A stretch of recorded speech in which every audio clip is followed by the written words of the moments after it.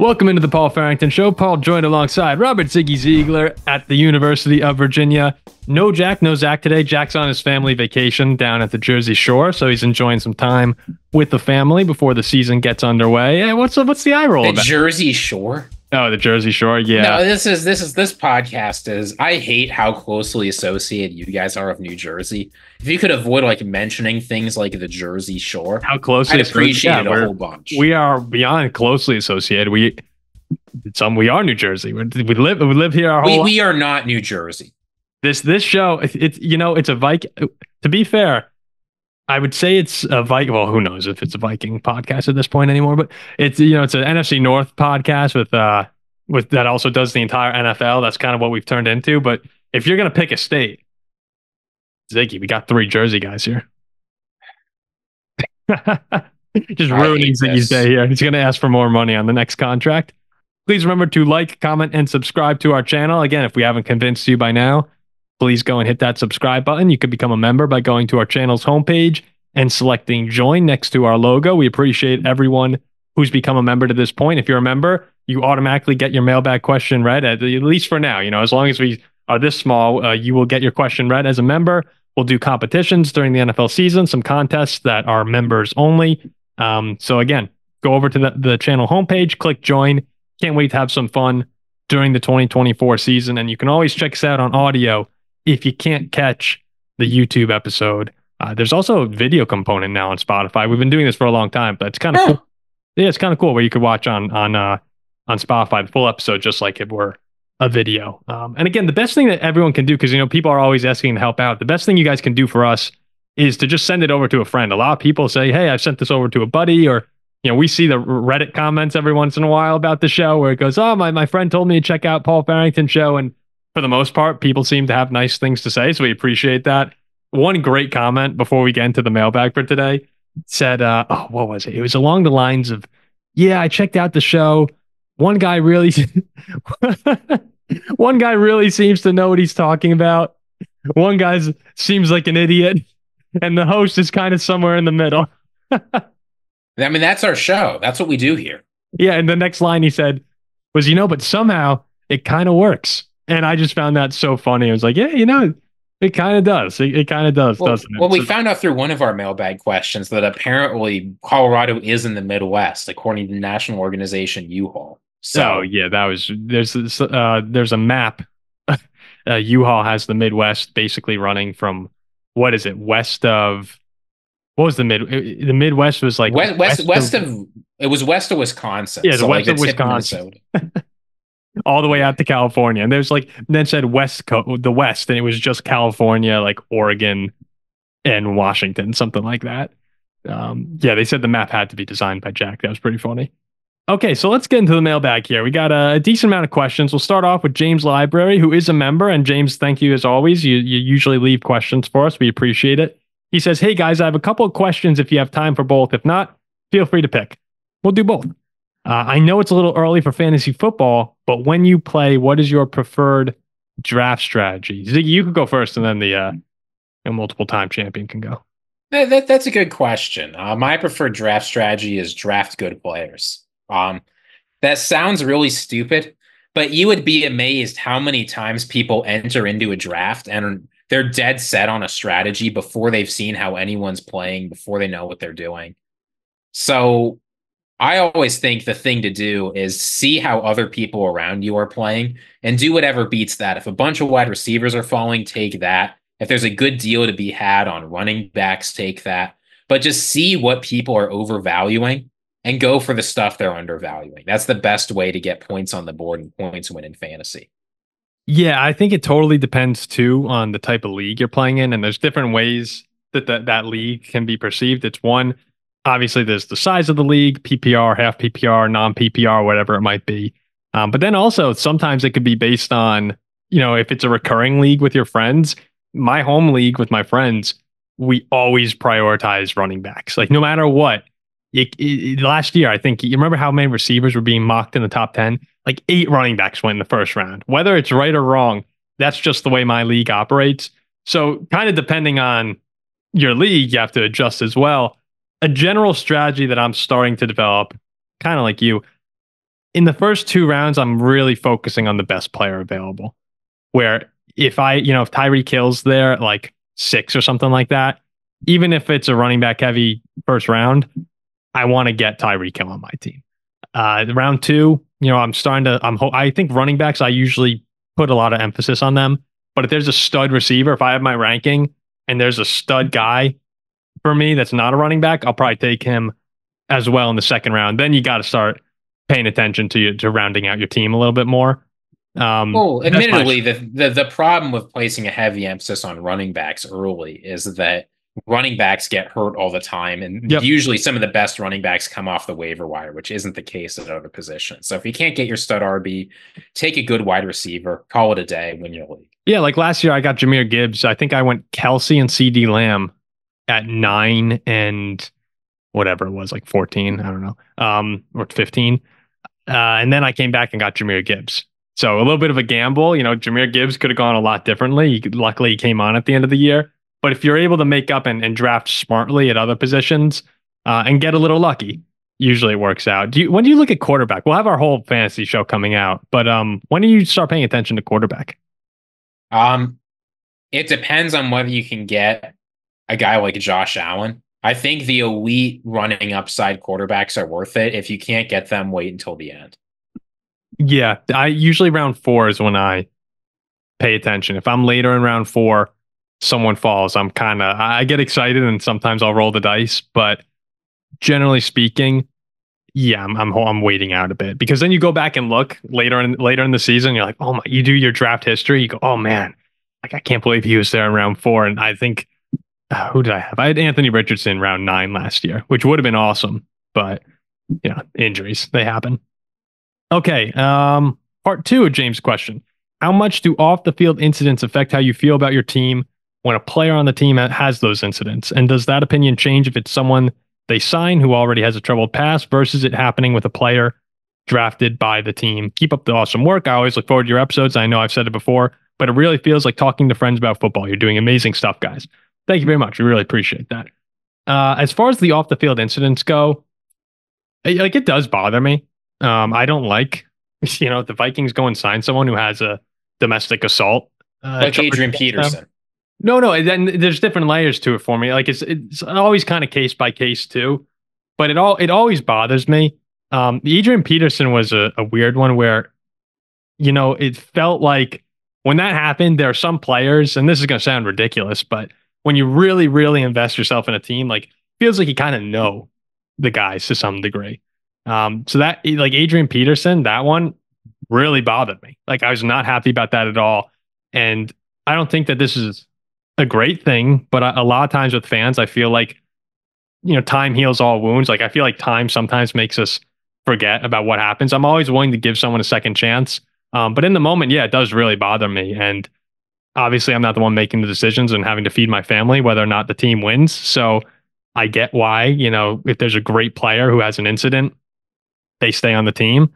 But yeah, no, it does bother me as a fan. And if that player is not making efforts to correct their mistakes, then yeah, I'd rather not have them on the team. Any thoughts? That's all I got to say. It's hard to answer. It's really hard. I think it's a case by case situation, but yeah, no, I mean, obviously, Jordan Addison getting another DUI here, like not happy about that. I don't want to see that. But I want to kick him off the team. So it's all case by case. It's a good question. It's I think it requires a lot of thought to it.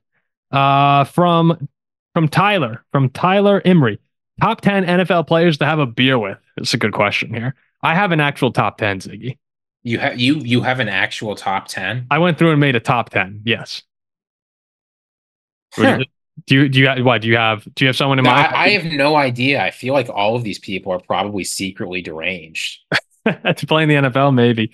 Here's my top 10. I'll go 10-1. At number 10, I put Baker Mayfield. I feel like I tried to think of guys that I would have a conversation with too, where I don't. There are some guys who might be fun to talk to, but I just feel like Baker Mayfield will be fun to punch a cop with, because that's what he does when he has a few beers. I would enjoy Baker. 9, Stephon Diggs. just as a Viking fan, he's a character. I've always enjoyed listening to him speak. 8, of course, as a Viking fan, Justin Jefferson will be there. Watching receiver, great personality. It looks like fun dude, goofy. 7, I have Josh Allen. I just like Josh Allen. I know that he was talking about Catan the other day, playing Catan board games. That's something that we used to do in college. We'd sit back and have games of Catan on rainy days. I just like Josh Allen. Mahomes as well. Seems like a personal guy. Now here's the top 5. And I'm not sure I think there's one guy that people wouldn't see coming. 5, I have Travis Kelce. I mean, how could you not want to hang out with Travis Kelce right now? 4, Jamal Williams. I think Jamal Williams is just one of the funniest guys in the National Football League. I love Jamal. Yeah, the anime. I've talked some anime. Not that I'm a big anime guy, but I've watched a show or two. Talk a little anime with him. He's just goofy.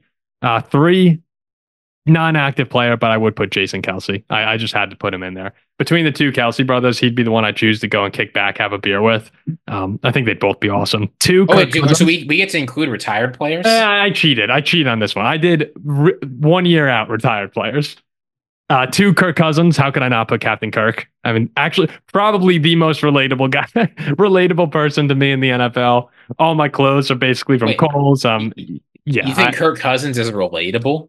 To me, yeah, I think maybe he was relatable $200 million ago. I think of any quarterback, of any player in the National Football League, my personality is probably closest to Kirk. Not that that's a great thing for either of us, but probably Kirk Cousins. And then 1, George Kittle. I've heard so many stories from through work, through watching receiver. George Kittle seems like the funnest guy in the world. So I'd go George Kittle 1. You have any? I don't have a better list than that. This is not a great question for me. Sit down and talk philosophy with. Any NFL player? Any NFL? No. You and Aaron Rodgers? Absolutely not. I'm not even entertaining it. Ziggy, so, Ziggy A-Rod?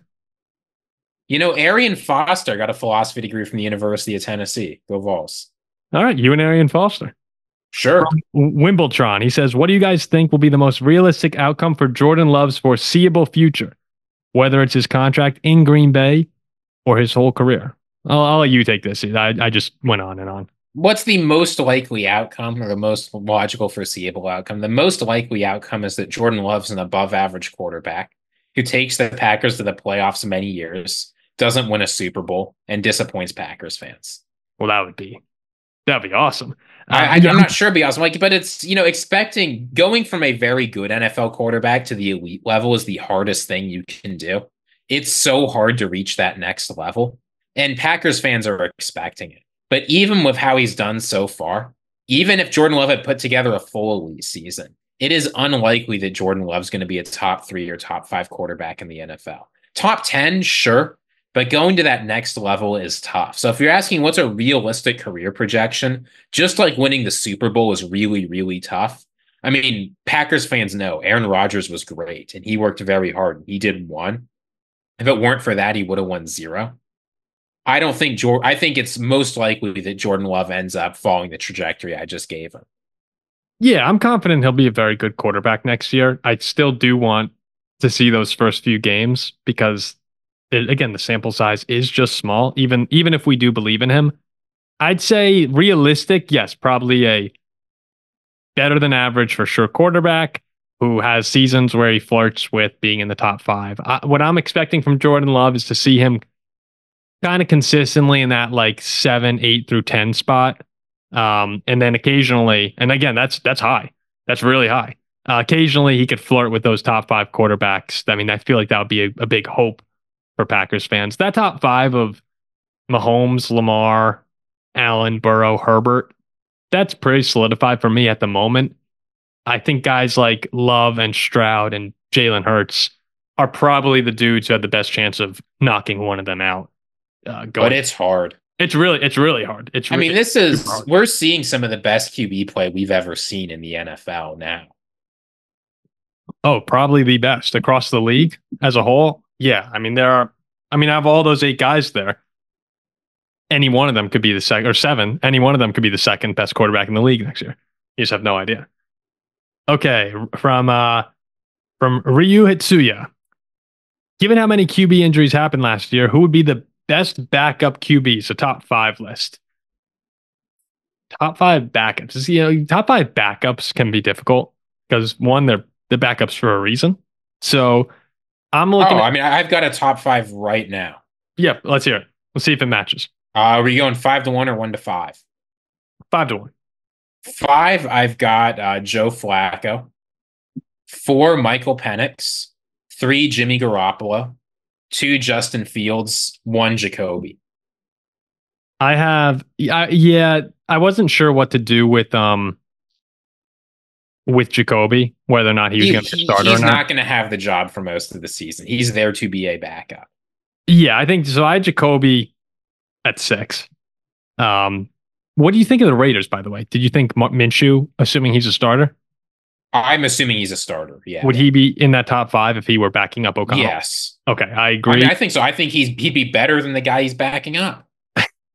I agree with you. I did not put, I'm assuming Minshew will start as well. I had Jacoby at 6, then Penix at 5. I had Flacco at 4.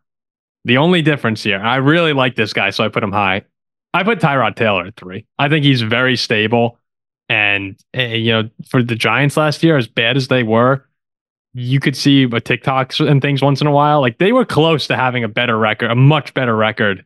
And I thought Tyrod Taylor was clearly the better quarterback, the best option they had throughout the season. Jimmy Garoppolo is 2, and then I have Justin Fields at 1. Isn't it funny we both put Michael Penix Jr. in there, but not JJ McCarthy? I know. I was looking at the same thing. But it's the truth. Well, I wasn't sure. JJ McCarthy's going to get there, but... Yeah, I wasn't sure whether or not it was McCarthy or Darnold. Yeah, the Vikings are in a weird spot. I don't know which one I want to call the back. Like, with something like Jacoby, it's very obvious Drake May is going to start this year. It's less clear the Vikings what's going to happen. Yeah. So those are my top 5 as well. Someone who a lot of people would probably put in there is Jake Browning. When going through this, I was looking at other people's ratings. A lot of people had Jake Browning top 5. A couple of people had him number 1. Had an awesome year with the Bengals after Joe Burrow went down, but I'm more inclined to believe that was kind of one hit wondery than I'd rather have Jimmy Garoppolo if the season goes on. It was proof that whatever quarterback you put in the Bengals will succeed. Every Bengals quarterback who does well is a system quarterback. Mm-hmm. That was what it was proof of. It's proof that Joe Burrow's no good. From Eli Ice. Eli says, I used to call Eli Ice Elise, so it's... We apologize, Eli. What will Bo Nix's stat line be at the end of the season if he were to start all 17 games? This is really hard to predict. I was thinking he comes in somewhere around 3,000-ish yards. And it's kind of nuts when you look at his Oregon numbers, how prolific he was, to then say like 3,000, maybe 3,200 yards. I just don't have a lot of faith in the Broncos. So if he comes in like 3,200 yards, maybe 18 touchdowns, like 9 or 10 interceptions. I would say 3,200 yards. Every quarterback who started 17 games did better than that last year. 3,500? I'd have him something like 3,500, 25 touchdowns, 12 or 13 interceptions. I think he's going to have a solid workman-like season. He's never going to be the guy that lights it up and takes the Broncos to a bunch of wins next year, but I think he's going to have solid production throughout the year. And the numbers I gave you were basically Gardner Minshew's numbers last year. Gardner Minshew, a few fewer touchdowns, a few fewer interceptions. They were basically Geno Smith's numbers last year, maybe a little bit worse than that. I think that's a realistic expectation for Bo Nix as he comes in. Yeah, I'm looking here. 3,300, 15 and 9. That was Gardner Minshew last year. I think he can do better than that. He could. And let's not forget, you ain't got much for run game. The Colts had a run game, especially when Taylor came back. The Broncos' run game is not going to be there, I'm afraid. So, Bo Nix, light it up. From Ryan Drescher. Let me know if that's the correct pronunciation. With all the players that moved around during free agency and trades this year, What is the one player that you would have wanted your team to retain or acquire? Ignore the logistics of doing it and assume your team would find a way to get draft picks for a trade and or cap space to make it happen. I mean, dream scenarios for the Vikings. Among players, I'm assuming this is limited to players who actually change teams. Yes. I'm not saying like you can't just go trade for Tyreek or whoever you wanted. One that jumped out to me. I kind of can't believe this was the one, but there is a part of me that would like Kirk Cousins under center in Minnesota right now. And I know that I was pretty vocal about, we have to change that. We got to the point where it was time to move on. But it still is tough when if you have Kirk Cousins, you're a competitor. And right now with Darnold and McCarthy, I look at this team and I think they're on the right track. I think they're doing a lot of things well. But realistically, do I expect the Vikings to be competing in the playoffs this year? No. I think that would be kind of crazy as an analyst to a degree, to say that. And with Kirk, I'd expect them, again, not that they go to the Super Bowl automatically or anything, but I think they have a shot in the NFC with Kirk Cousins. And that's one guy. I do wish we had brought back Kirk on like a 2-year deal or something if that were possible. He probably never would have signed that though. No. Though who knows? He's said publicly that if he'd known the Falcons were going to draft a quarterback, he would have listened to our offer a little bit more.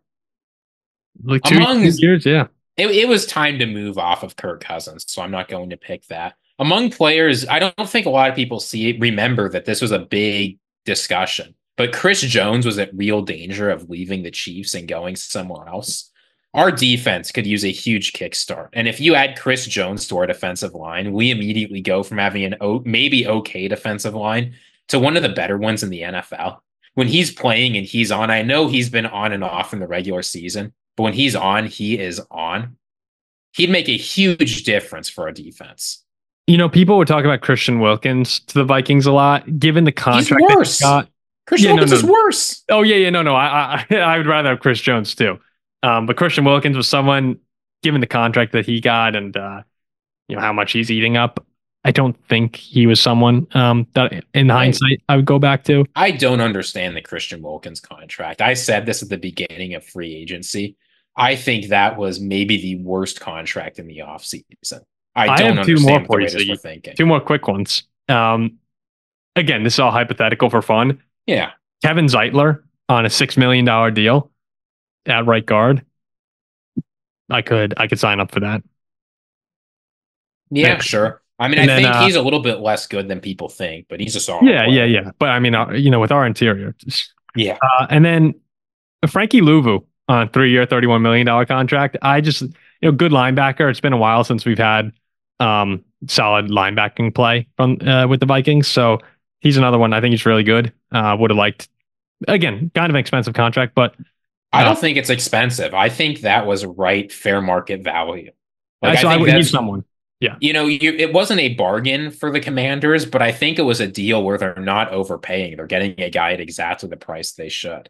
Bobby Wagner's, that was also this year, right? Yeah. Oh, okay. I would have liked Bobby Wagner. For crying out. Who also could have been a lot of fun? This is the last one I'll throw out there. If we could have gotten Michael Pittman. Yeah, another receiver would be good. Everybody's saying the Vikings need a wide receiver 3. Why not have another wide receiver 1? I mean, you imagine you throw him, Addison, and Jefferson out there? We might need another wide receiver 2 if Addison's not in prison soon with what's going on with him. So I would go, come on. X Pomsky X. Seemed like only a month ago you guys reached 10,000. Jack, if you're there, looking good. If he's not here, but he's looking good at the Jersey show. Yeah. He says, okay, compliments are over. To a question, what would your guys' most controversial take on each NFC North team be? One that either the others think is crazy or we might think is crazy. Do you have any? I'm thinking here for a second. Controversial takes on NFC North teams. There are some takes that I have that I don't know if I necessarily believe, but I am close to believing. I will say this. I don't know if this will be controversial to NFC North fans or not. This isn't about a particular team. Every single one of these teams is a potential playoff threat. If the Vikings QB situation works, we're a threat. If the Bears figure things out, they're a threat. Obviously, the Lions and Packers are threats. All four of these teams have the potential to be a team you don't want to face in the playoffs, and there's not a lot of divisions like that. People don't want to hear it. The reason that's a hot take is because I'm saying it about our Vikings, but it's true. If JJ McCarthy's the guy, if he steps in as an above average rookie season, we've got a functional defense, we've got an elite offense. Might not be a team you want to face if you're the 4 or 5, if you're the 4 or 3 seed. That's all I'm saying. Here's I can get behind that. Of course I can, the Viking fan. Here's what I would say for each team. One, and again, not that I necessarily believe all these, but I'm close to believing it. The Vikings, Sam Darnold will have a career year with the Vikings and make them a playoff threat. The Packers, again, I think Jordan Love will be good, but if there was a take, I'm not totally sold yet that he is, the $55 million a year guy. Need to see a little bit more. That'll piss some people off. The Lions, this is the team to beat in the NFC. They're right there with San Francisco to me, the 1-2. And then the Bears, that they should be viewed right now as one of the 7 best teams in the NFC. Behind the 49ers, Lions, Packers, Eagles, Cowboys, and Rams. The Chicago Bears should be the number 7 team, above the Falcons, above the Bucks. That would be my controversial takes. From Atlas Air. Minnesota is the most cursed sports city or state in the country. Last championship was the Twins in 91. Which Minnesota team is going to be the team to end the drought? The Twins, the Wolves, the Wild, or the Vikings? Certainly it won't be the Vikings. It feels strange saying this, but I think you have to say the Timberwolves, right? They've got one of the best young players in the NBA. They were a good team last year. You worry a little bit as they're getting older. But, I mean, the Timberwolves have a realistic chance to win the NBA championship next year. The Wild are also pretty good. But, the Timberwolves, I think the Wild could be good eventually. But the Timberwolves, they have a chance to win the NBA next year. No other team on that list. Yeah, the Vikings will never win. The Wild are, I think they missed the playoffs this year. I don't know what the hell you're watching. Look, they're on the way up. They're on the way up, Paul. They're on the way up. Look, the Twins over 60 wins right now. They're having a solid season. The Twins always seem like one of those teams, though, that even when they're good, they'll lose to the Yankees or someone in the ALDS, and that'll be it. It's the Timberwolves. The Timberwolves is the answer, especially, you have arguably a top 5 player in the league right now. At the very least, an emerging star. I don't know if you saw if people watched Anthony Edwards playing Puerto Rico. He's just amazing. You could have the best player in the NBA at some point next season. So it has to be the Timberwolves. They, again, probably should have gone to the where'd they go? They went to the conference finals. Yeah. Yeah, and then they blew it against Denver. They blew it against But again, Denver, they made it to the conference finals. No, I'm saying they blew it against Denver and then rebounded somehow and won game 7 in Denver. But yeah, no, they're a very, very good team. Timberwolves are good. Craig Sheeran says, if the Vikings were removed from the league, hypothetically, what team would you pick to root for? For me, it would be the Miami Dolphins. I'd go back to the Rams, probably. From Cusick, who are your favorite players you never got to see play live, whether it be before you were born or before you got into football? You first, Paul. As a Viking fan, I wish I had been able to watch Randy Moss's prime with the Vikings a little bit more. I know that I remember the 2007 season with the Patriots. But I don't 98 to 2004. I wish I could have seen that 98 season. So Randy Moss was always someone, Chris Carter, 2 guys that growing up, I really liked watching highlights of. And then if I could go back in time though, other than Jim Brown, like that. But if I could go back in time, I wish I could have watched Lawrence Taylor, Deion Sanders, and Barry Sanders. Probably throw Walter Payton in there. But Lawrence Taylor, you just hear stories about him and how much of a freak athlete he was. I wish that I had the opportunity to watch him play live. I watched this player play some games live, but they weren't quite in his prime. I wish I had been around to watch prime Indianapolis Colts Peyton Manning. I saw some of those games of Denver, right? But that wasn't Like from say like 2003 to 2007 or 2008, like that era of Peyton Manning, that incredible 2006 season, throw in 2009 too, another very good year. But like that stretch, I don't know. I think that's the best anybody's ever played in the NFL. And I wish I'd been around to watch that. A lot of people up until, Brady got to 7. Still, some people do think Peyton Manning's the best player ever. And that stretch was a little early for us to fully remember and appreciate. Especially, I didn't start watching any football until like that Broncos Super Bowl was one of the first games I'd ever seen. I only watched it briefly. That doesn't really count. There's a lot of guys that I wish I could have gone back. Oh, yeah. I think everybody wants to see all the greats. Yeah. Brett Favre, I wish I could have, even though he caused a lot of heartbreak for Vikings fans. Just the way he played. Again, we had the 2009 season here, and I remember that vividly. But a lot of Brett Favre's time with Green Bay, we were like 8 years old at the end of it, at the end of his career with the Packers. Who would your guys' ideal first round? Who would be your guys' ideal first round for fantasy? Who are the top 8, 10, 12, 14 players you think for fantasy this season? Again, I think we should save that for the fantasy. Yeah, we'll have a big fantasy show. I will say, in terms of the top 8, I'm not sure this is the exact order right now, but I think McCaffrey should be the number 1 pick. It feels like he's inevitably going to get hurt this year with the Madden cover and having multiple healthy years in a row. Like, this just seems like the perfect time for him to get banged up. But I would probably go McCaffrey, Lamb, Tyreek, Bijan, Amon-Ra, Chase, Breece Hall, and Jefferson. Not sure that's the exact order. Yeah, that better not be the order. But I think those 8 guys are my top 8. That sounds about right. Which one? If that was Jefferson should be higher. Yeah, Jefferson should be higher. I think Jahmyr Gibbs also will be amazing. Jack makes fun of it. He says, I have a man crush on Jahmyr Gibbs, but he's a good player. If he gets more carries, I think David Montgomery's also awesome. So there's no reason that he shouldn't get another Lions share of the load. No pun intended. But Jahmyr Gibbs is a stud. You roll your eyes, but it's good stuff. Not a Jahmyr Gibbs, that ridiculous comment. No, I know. J.K. Zarada, another member. Thank you.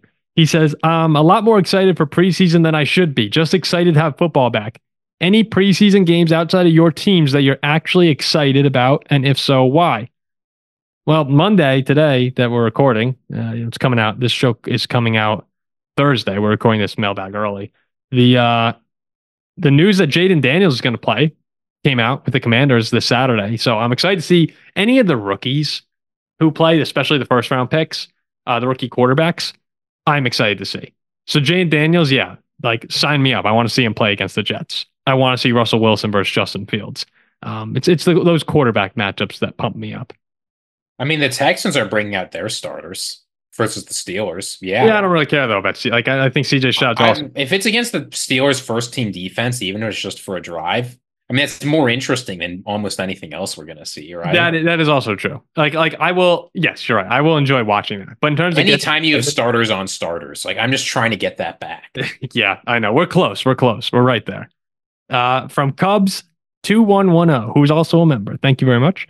He says, the Cowboys are looking at extending contracts for Dak, Lamb, and Parsons.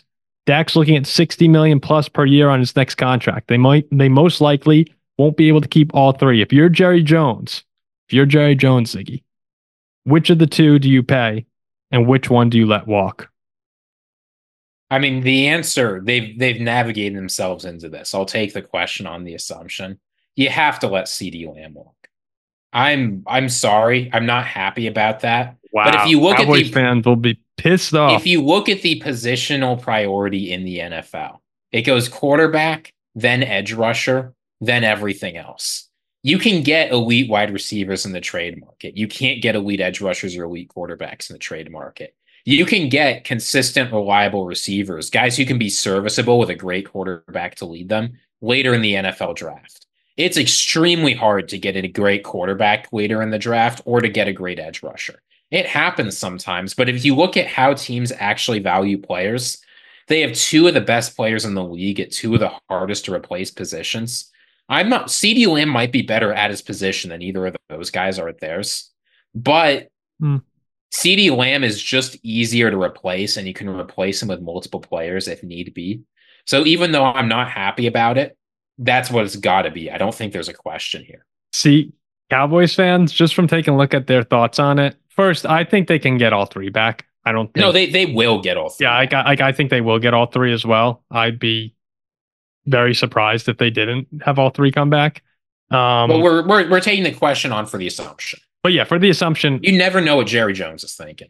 For the assumption, it's hard to say get rid of CeeDee Lamb, but I do think that you're right. And if you're trying to win, like let's say the goal is to win in the NFL, you can't get rid of Dak. I know that 60 million's a lot, and that it feels like maybe he's not worth that much money. But where are you gonna go? Like with the team you have right now, a championship level roster. Most people would say that. If it's not Dak, where are you going? Like, can you think of anyone right now that would come in and have you even close to competing? Trey Lance. Yeah. I mean, that's it. That's it. That's the alternative, right? Yeah, if you want to go for a Super Bowl with this roster, you have to keep Dak. And we'll see, in 3 years, 60 million might feel cheap. You just don't know with the quarterback market right now. You can't let Micah go. Edge rusher's too valuable. He might be the best player in football at times. Like Micah Parsons is ridiculous. And I know that him and CD are both 25. Dak just went to 31, but winning in the NFL requires a quarterback, so you can't let Dak go. I'm with you. Even though I think most Cowboys fans would actually say like keep CD no matter what, and then either trade Micah or let Dak walk. That's not going to win though. So Big Carl, he said, and also in the draft this year, there's just no one. Even if you were to suck, get rid of Dak. I don't know who the next guy is that They're unlikely to be better. Yeah, Dak is like Cowboys fans. Where do you think Dak ranks in quarterbacks? Top 10, right? Most people would say. Everyone's always arguing that he's a top 10 quarterback. So how can you just let a 31-year-old top 10 quarterback in the league walk? You can't. No. Big Carl says, howdy again. Do you think if Jordan Love continues to succeed and grow into a top 5 quarterback in the league, the quarterback development model will change in the NFL? Basically, every time I hear praise for him, a lot of people attribute it to the fact of him sitting for 3 years. Obviously, not every team can sit their rookie behind a quarterback like Aaron Rodgers, but still, is it more of a risk now to start a first-year draftee than let them sit behind a vet and learn? Also, too, if Caleb Williams, and I don't believe this to be true, just a thought, if he fails, would that be further proof that this model works and more franchises should adopt it instead of throwing fresh players into the fire? Love the show. Thanks, boys. It's a good question. The one that I think we've kind of been facing a lot more recently, especially. But there's an easy answer to this question, to Gal's question. The answer is no. There's no chance that changes the model. And the reason for that is this. I think we don't have enough evidence that what the Packers are doing is responsible for their success. I think if you start Aaron Rodgers earlier, he's probably fine. We don't really know how that impacts players. But in the NFL, the reason teams do things like this, in economics, it's called the principal agent problem. And what that is when the person responsible for managing an asset, what's in their interest is not necessarily what's in the interest of maximizing the asset. In the NFL, the people who make starting decisions are head coaches and general managers. And head coaches and GMs are on a very limited time frame. The Bears, why are they not sitting Caleb Williams? Imagine it is best for his development to sit for a year. We don't know that, but imagine it is. The current regime needs him to start playing now to buy them time, and they need to hope that he turns out. Because if you take a year off, I mean, you're looking at a head coach who's done, like Eberflus has done nothing during his time there. You're looking at a GM who hasn't been able to show off his marquee quarterback and doesn't look confident. And ownership can easily get fed up, right? Part of the reason why the Packers are able to do this is because general managers and coaches don't answer to owners who are impulsive and impatient. So that's why teams do this. It's not because they believe it's best for players. Maybe it is, maybe it isn't. It's because sometimes you just need to do something like this to keep your job. And if you're drafting a rookie quarterback early in the first round, your ass is grass. Your job is in danger.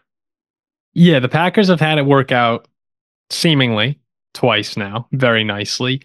At the same time, you can also acknowledge quite a few cases where rookie quarterbacks come in and are awesome, like CJ Stroud last year. It also goes the other way. It's not necessarily, oh, you sit someone, they're going to be great. I think the Packers have had a nice mix of luck and and great drafting. Like, we're seeing the talent there. But I will say, Ziggy, to counter a little bit to what you said, I do think that more teams are starting to consider it. And I mean, one of them is clearly the Falcons, who said, look what Green Bay is doing, it's working. I agree with you. I don't think that it'll become the norm by any means to rest quarterbacks for a full season. But would I be surprised if the Vikings were considering that with considering the Packers' philosophy with JJ McCarthy? No, I wouldn't be surprised at that either. So I do think that there is more of a thought around it than 4 years ago or 5 years ago. But I never think it'll be the norm. I think rookies certainly right now, not to set them for multiple years. Yeah, not 3. Yeah, that's a great point too. And it's not clear to me, honestly, that maybe Jordan Love sitting for a year benefited him, but it's hard for me to believe you learn that much more being on the bench versus getting reps in game at a certain point. Yes, that's a great clarification. Like, JJ McCarthy will not be on the bench to start next season, unless if Sam Darnold is truly amazing. But I guess that's kind of the question, though, is like, if Kirk Cousins is awesome the next few years, I think the Falcons' plan is to sit Penix for 2 seasons. So more teams are considering it, but yeah, I can't see more than a season of rest for a rookie quarterback of learning, not rest, learning. From X McLovin XX. Stay awesome, guys. Do you guys believe the recent hype on how Green Bay's defense has been acting within their training camp? Seems as though they're accepting the culture change really well. Oh, of course they're accepting the culture change. I mean, no disrespect to you, McLovin, but defensive players in the NFL want to be aggressive and want to make plays. And last year, what they got to do was sit around playing weak defense, watching the Panthers carve them up for 30 points. Players aren't happy about that, right? They would have taken Mike Zimmer coming in and cursing him out every play just because it was something different. Of course, they're accepting the culture change. Do you believe the hype? I mean, never, ever, ever, ever, ever, ever, ever believe training camp hype. It means nothing. You have no idea what's going on in training camp. But I don't know. Will it be better? Probably. Will Jeff Hafley bring in more big plays? Probably. And guys love fumbles. They love interceptions. They love sacks. They love blitzes. Of course they're going to like this. Yeah, I don't buy any training camp.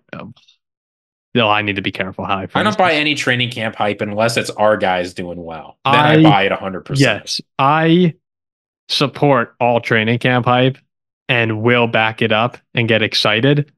But do I ever truly buy it? No. Like, I'm not until the guys are on the field week 1. So many times I've sat back and heard XYZ about a team or about the Vikings, and then week 1, it's the same exact thing that you saw the year before, and you go, why did I ever possibly get hope for this? So the Packers defense, like, yeah, I'm good for them. They're having a lot of fun at training camp. Devondre Campbell's going to be the next Lawrence Taylor, whatever. It's amazing there. Until I see it, I'm not gonna say, yeah, the Packers have a top 10 defense or Jeff Hafley's the savior of the Green Bay defense.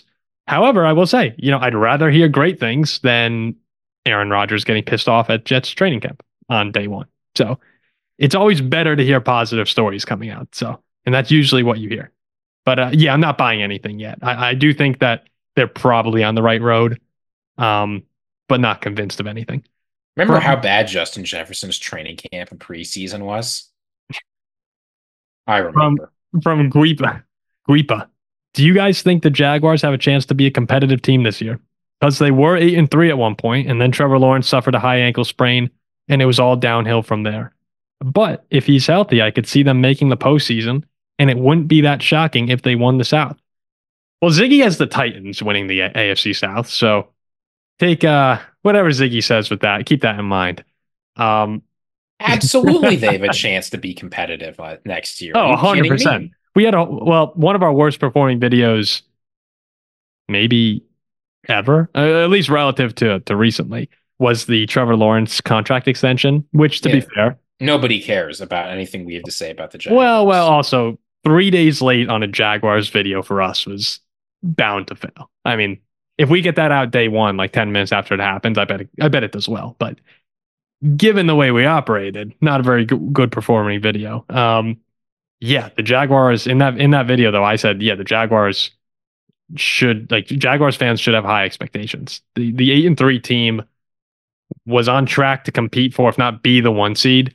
And then I do think that Trevor Lawrence injury had a lot to do with their downfall. Losing Calvin Ridley for the offense is not great, but bringing in Gabe Davis, Brian Thomas, I think that can certainly make up for it. ETN is awesome. Evan Ingram had a great year. I like Christian Kirk's. The offense should be fine. If the defense is able to take a step up, yeah, I think this team could be really good. I actually think they could go to. Is it crazy to say that the Jaguars have AFC Championship game potential? Potential, no. But they need things to break right, and they need that 1 seed.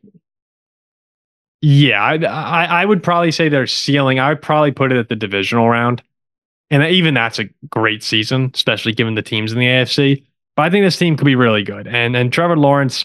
It's time for him to play like a top 5 quarterback in the NFL, a top 6. If you get that out of him, this team could go places. The story of Trevor Lawrence in his whole career has been he's put together a really good half and then gets hurt or something goes wrong. And he puts together an okay, but not thrilling half, right? We saw that last year. Like, we've seen that over and over again. If the Jaguars can be consistent around him and he can be consistent, this could be one of the 5 best teams in the AFC. And that might be good enough to make it deep. Yeah. From Demolinator. And Demolinator's left a lot of comments lately, so thank you very much. What's the most intense this is the last question. The most intense non-division rivalry in the NFL. No right answers, just eager to hear the discussion. Chiefs Bills, done. Currently, there's no competition. Currently, yes. There's as a fan of football, there's no current game that I look forward to more than Chiefs Bills. That's not. I just mean how the teams feel about each other too. You see, like, Chiefs fans can play it a little bit cooler because they win most of the time when it matters. But the Chiefs Bills fans have been getting into it. Like, I think it is the marquee non-divisional rivalry in the NFL. 100%. I don't think there's anything even close. Bengals Chiefs is a lot of fun. And those games have had, sometimes bigger consequences. But yeah, for the most part, Bills Chiefs is just all these games. What we have one over the past 3 games. You have the overtime game in 2022. Then you have the Bills going into Arrowhead and winning by 4, 3-point game. I mean, they're usually great games. 2 of the best quarterbacks, if not the 2 best quarterbacks in football. It's not Brady Manning yet, but like it's awesome. It's awesome football. I would say a couple more. Obviously, Cowboys 49ers has to be up there. Like, those matchups are always, if you have the Cowboys play the 49ers, that will draw unbelievable TV ratings for a reason. The history there, both teams being good. The game itself kind of sucks right now. And that's what's hurting it. One that I like a lot, as a Viking fan, Viking Saints, the teams aren't very good right now, but there is no love lost between those 2 teams at the moment. And Saints fans might be like, what are you talking about? You guys have been winning a lot lately. The 2009 NFC Championship game will forever haunt me. So I'm always excited to beat the Saints. But yeah, I'm with you. Chiefs Bills. Something about that game right now that is just on another level compared to the other non-division rivalries. So there you have it. Another mailbag show in the books. We'll be back. Finally, this is probably the last show now that we'll have, unless if something crazy happens on Friday, without games, without like real games outside the Hall of Fame game. So we'll see what happens this weekend, and we'll be back. Football is back. Yeah, football is finally back, like really back, and then it'll be really, really back in a month. So we're excited to finally get some of those. I mean, look, it's fun doing the show in the summer, but sometimes Ziggy and I, or Jack and Zach, will be talking about what the topics are. You can tell from our Monday show. It was a little short. It was tough to come up with stuff. It was mostly just reacting to a list. Yeah. So when football's back, Football's back. Yeah. I do want to say, though, these mailbags have really helped us getting through it. You guys have contributed a lot. So we appreciate everyone, whether we've answered your questions or not, everyone who's come in at any point over the summer and asked a mailbag question. You've made this way better, and we appreciate all of you. We do. Thank you very much to everyone. We'll see you on Tuesday.